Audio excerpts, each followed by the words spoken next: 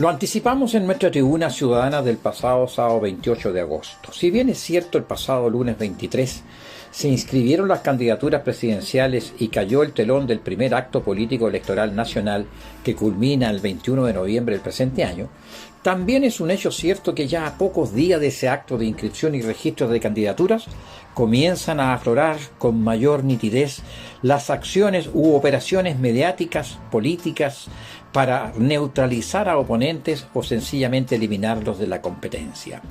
Y en esto no se trata de izquierdas o derechas o de los autodenominados centroizquierdas o centroderechas o como se quieran llamar.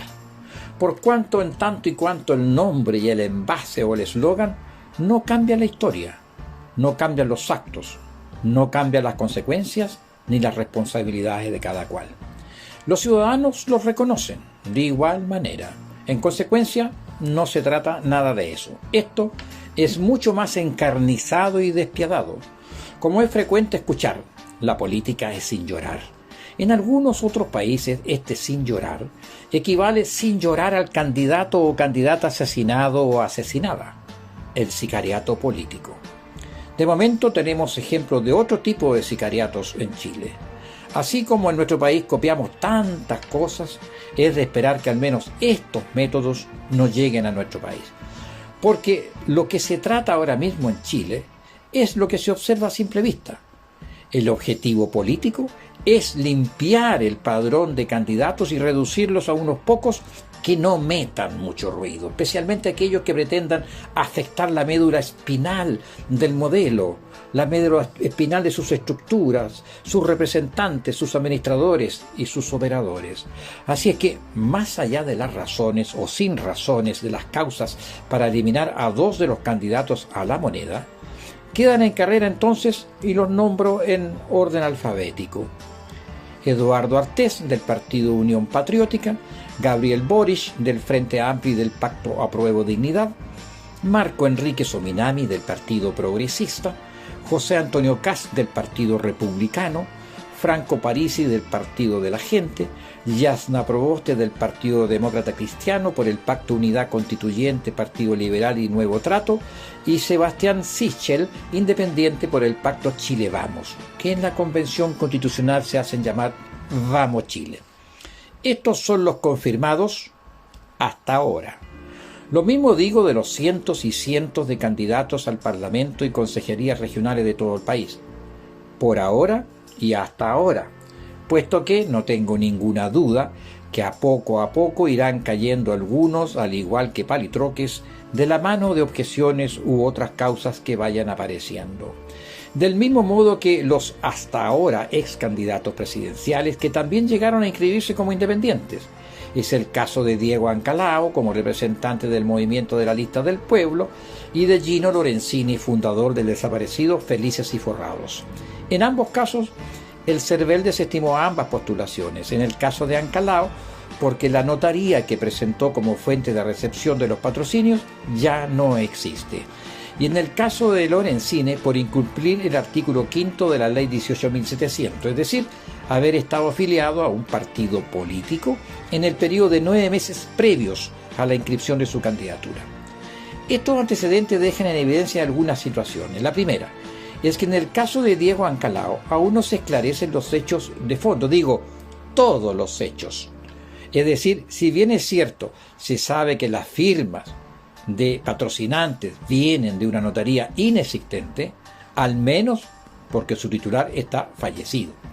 Sin embargo, y en segundo término, sin objetar por cierto este hecho, ha dado pie a una sospechosa y muy homogénea pauta de contenido de los medios que por cierto no me sorprende para nada, más bien lo he venido advirtiendo.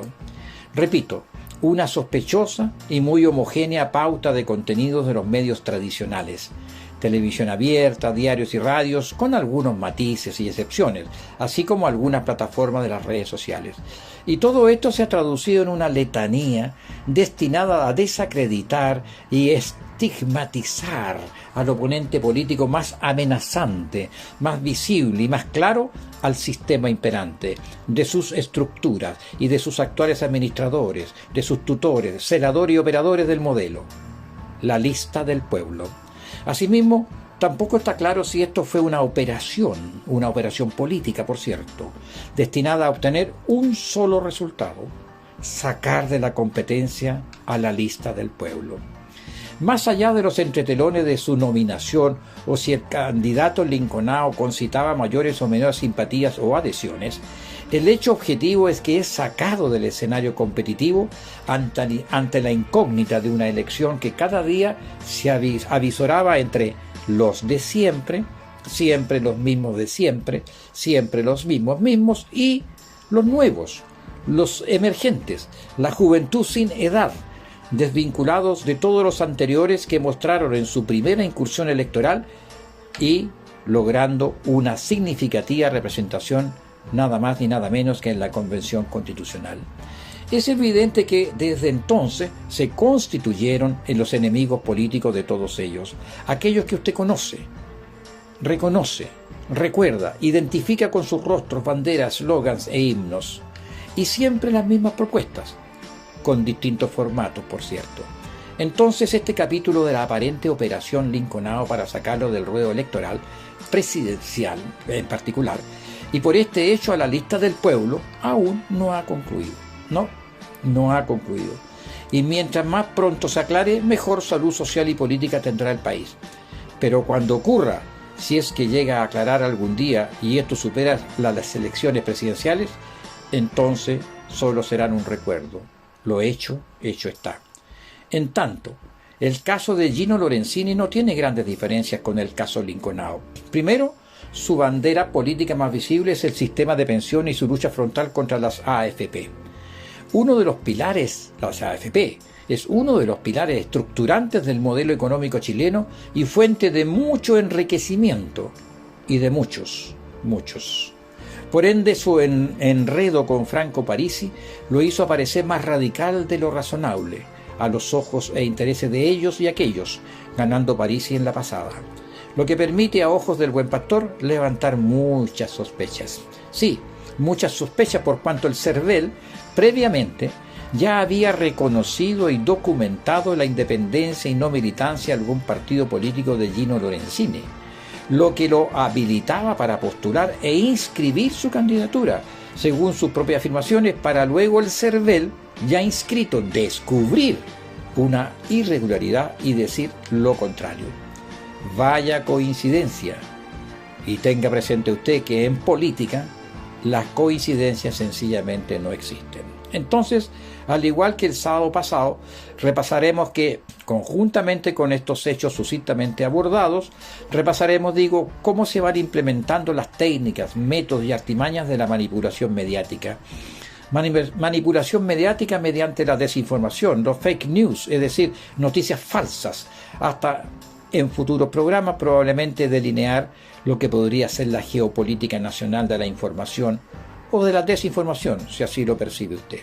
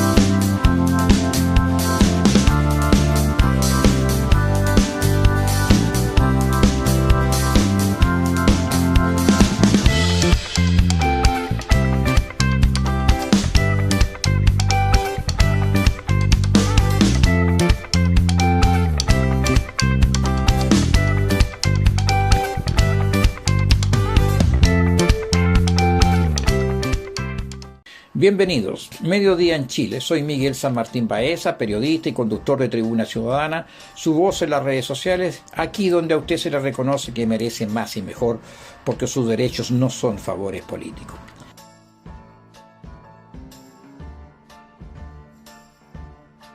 El debate por el cuarto retiro de los fondos de pensiones ha encendido los ánimos y aumentado las expectativas en diversos sentidos.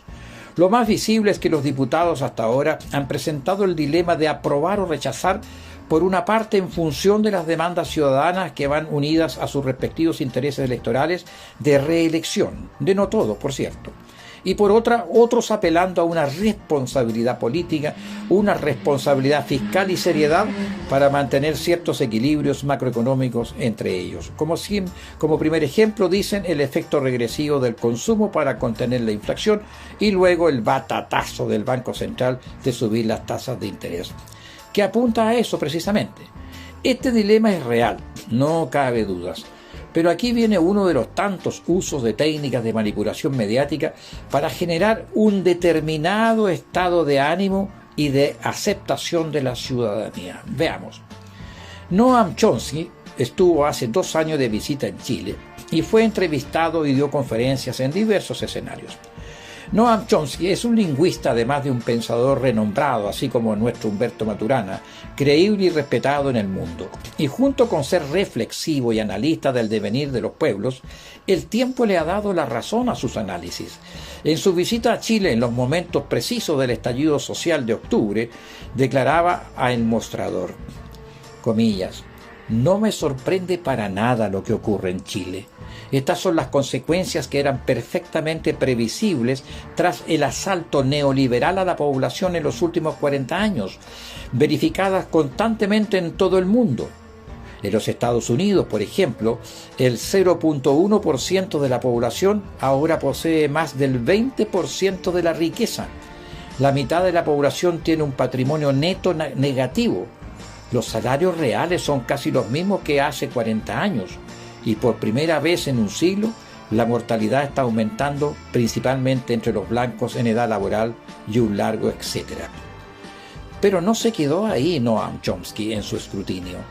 Al ser consultado por el modelo económico chileno como la fórmula exitosa también para América Latina, su reflexión fue la siguiente, comilla, «La dictadura de Pinochet proporcionó condiciones experimentales perfectas para la aplicación de los principios neoliberales guiados por las principales figuras de la doctrina. Fue un fracaso total. Para 1982 la economía colapsó. El Estado tuvo que intervenir radicalmente. Los economistas internacionales bromearon diciendo que era el camino de Chicago hacia el socialismo. Sin embargo, los efectos perniciosos permanecieron y continuaron. Pero eso no es todo. Al ser consultado que el neoliberalismo supone que el derecho a la propiedad es superior al derecho a la vida, entonces uno se pregunta, y le preguntaron así, ¿pero de dónde viene entonces la ira que estalló en Chile? Y responde Noam Chomsky. El neoliberalismo fue fundado por von Mises y otro en Viena en la década de 1920. Es una versión particularmente salvaje del capitalismo. Ganó poder con Reagan y Thatcher, con efectos devastadores en gran parte del mundo. Esa es la razón básica de la ira, el resentimiento y el desprecio por las instituciones políticas que están barriendo gran parte del mundo, creando oportunidades para los demagogos de ultraderecha como Trump, Bolsonaro, Orbán, Salvini y otros que buscan desviar la ira justificada hacia chivos expiatorios como inmigrantes, negros, musulmanes, etc. Una táctica milenaria con graves consecuencias. Y de este modo Chomsky hace mención de una táctica milenaria con graves consecuencias. Una de esas tácticas aplicadas ayer y plenamente vigente hoy, a propósito del debate del cuarto retiro de los fondos de pensiones, es la que aplica la creación de problemas para luego después ofrecer soluciones. ¿Y en qué consiste esto de crear problemas y luego aparecer ofreciendo soluciones? Citaré al propio Chomsky. Este método también es llamado problema, reacción, solución. Es decir, se crea un problema, una situación prevista para causar cierta reacción en el público, a fin de que este público sea finalmente el demandante de las medidas que se desea hacer aceptar, que de otro modo no las aceptaría. Por ejemplo, dejar que se desenvuelva o se intensifique la violencia urbana, u organizar atentados sangrientos, a fin de que el público, la ciudadanía, sea finalmente el demandante de leyes de seguridad y políticas en perjuicio de la propia libertad de ellos. O también crear una crisis económica para hacer aceptar como un mal necesario el retroceso de los derechos sociales y el desmantelamiento de los servicios públicos. Repito esta última parte, dejar que se desenvuelva o se intensifique la violencia urbana u organizar atentados sangrientos a fin de que el público sea finalmente el demandante de leyes de seguridad y política en perjuicio de la libertad de ellos. O también crear una crisis económica para hacer aceptar como un mal necesario el retroceso de los derechos sociales y el desmantelamiento de los servicios públicos. Me parece que mucho de esto lo podemos constatar, por ejemplo, con motivo del debate del cuarto retiro del 10% de los fondos de pensiones. Saque usted sus conclusiones.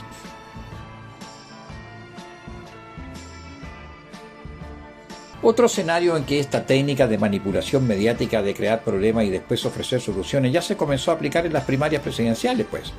Les recuerdo que la ex candidata del Partido Socialista, Paula Narváez, y la hoy candidata Yasna Proboste, ambas apelaron y apelan hoy en sus discursos, al igual que Sebastián Piñera, al igual que Sebastián Sichel, ambas candidaturas apelan a lo mismo, tratando de polarizar el debate en una derecha democrática, excluyendo de ella a José Antonio Kast, y una centroizquierda democrática, excluyendo a Gabriel Boric y de hecho situándolo como antidemocrático, dejando como satélite sin órbita de ubicación en un supuesto imaginario electoral a Marco Enrique Sominami, y en la extrema izquierda a Artés, símil por la izquierda de Kast por la derecha. Intentan crear un problema basado en la inexperiencia. Intentan crear un problema de inseguridad por el aval a las víctimas de la violencia y la prisión a consecuencia del estallido social. Por lo que es portador, en este caso, Gabriel Boric, no solo de inexperiencia, y además de inexperiencia es portador del caos y la violencia. Se refieren, por cierto, reitero, a sus oponentes, es decir, Gabriel Boric por una parte, y de rebote Franco Parisi y Eduardo Artés, que la mejor respuesta a esos problemas son las ofertas de soluciones que ellos presentan y encarnan. Y para ello recurren también a ofrecer cambios con paz, seguridad y gradualidad.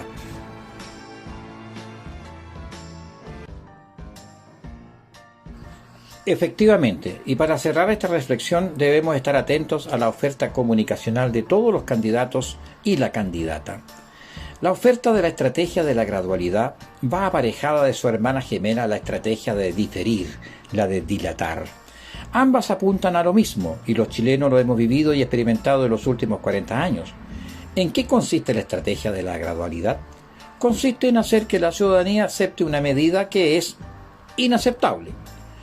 Pero basta con aplicarla gradualmente, a cuentagotas, por años y años consecutivos. Así, de esa manera que, por ejemplo, condiciones socioeconómicas radicalmente nuevas, como el neoliberalismo en Chile, fueron impuestas durante las décadas de 1980 y 1990. Estado mínimo, privatizaciones, precariedad, flexibilidad, desempleo en masa, salarios que ya no aseguran ingresos decentes. Tantos cambios que hubieran provocado una revolución si hubiesen sido aplicadas de una sola vez, aunque nunca nadie en estos años ha planteado cambio profundo alguno socialmente hablando. Por su parte, la estrategia de diferir es una manera de hacer aceptar una decisión impopular. Es la de presentarla como dolorosa y necesaria, obteniendo la aceptación pública en el momento para una futura aplicación. Por cierto, es sabida que es más fácil aceptar un sacrificio futuro que un sacrificio inmediato. Primero, porque el esfuerzo no es empleado inmediatamente, y segundo, luego, porque el público, la masa, tiene siempre la tendencia a esperar ingenuamente que todo irá a mejorar mañana, y que el sacrificio exigido podría hasta ser evitado. Esto da más tiempo al público para acostumbrarse a la idea del cambio, que en el fondo no representa cambio alguno, y de aceptarla con resignación cuando llegue el momento. Agudice su memoria. Democracia y justicia a medida de lo posible. Esta fue su Tribuna Ciudadana Semanal. Hasta el próximo sábado.